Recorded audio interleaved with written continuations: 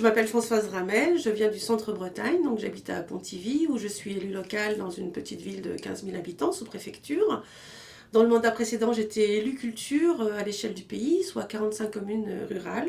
Parallèlement à tout ça, donc moi je suis professeure de formation dans l'enseignement agricole public depuis plus de 30 ans, professeure d'éducation socio-culturelle, donc très sensible évidemment à la question de la jeunesse, de l'éducation, de la transmission des savoirs, mais aussi de l'action culturelle en zone rurale et de la capacité des zones rurales à être des espaces de création, d'innovation, de partage, de transmission des valeurs, avec des spécificités qu'on ne peut pas forcément trouver en ville, même si dans les villes, il y a des quartiers, il y a des dynamismes très intéressants, avec des problématiques de territoire très intéressantes, y compris en zone périurbaine, que j'ai aussi expérimenté.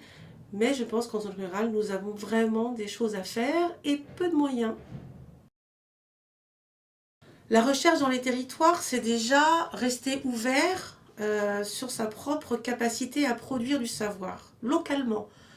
Ça passe par le refus presque affirmé du copier-coller. C'est-à-dire qu'en tant qu'élu, moi j'ai assisté à plein de réunions, parfois très inutiles, vous m'excuserez, très coûteuses, où tout ce qu'on a, c'est du copier-coller, c'est-à-dire des cabinets d'experts. Je ne critique pas leur travail, mais voilà, non, c'est pas possible ça. On n'a pas les moyens de dépenser de l'argent à faire du copier-coller. On doit être dans des solutions réfléchies, concertées, audacieuses, courageuses, mais ancrées au local. Nous avons des solutions, et la plupart du temps, elles sont moins coûteuses quand on les produit nous-mêmes. Voilà. Mais pour ça, il ne s'agit pas de croire qu'on bricole.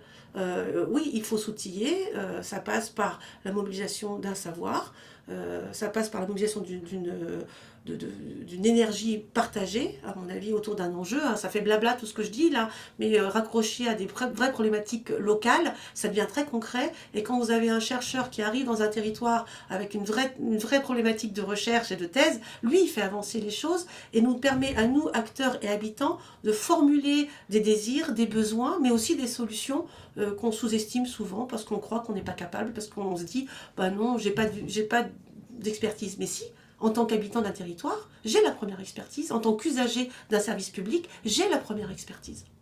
Et demain, les collectivités, si elles veulent réfléchir à la question de la cohérence de leur politique publique, si elles veulent réfléchir dans un contexte de restriction budgétaire à l'efficience des politiques publiques, eh bien faisons en sorte que la recherche se fasse avec nous, chez nous, avec des jeunes qui ont envie de porter quelque chose dans les zones rurales, parce qu'à un moment donné, ça prend sens dans leur engagement citoyen, ça prend sens dans leur engagement vis-à-vis de l'environnement, pour des tas de raisons, en termes de carrière, en termes de projet de vie, familial, comment on veut éduquer ses enfants demain. Tout ça, c'est des questions qu'on peut se poser quand on a 20, 25 ans, et il faut que les collectivités soient offensives pour dire on va vous accueillir, et on va le faire bien.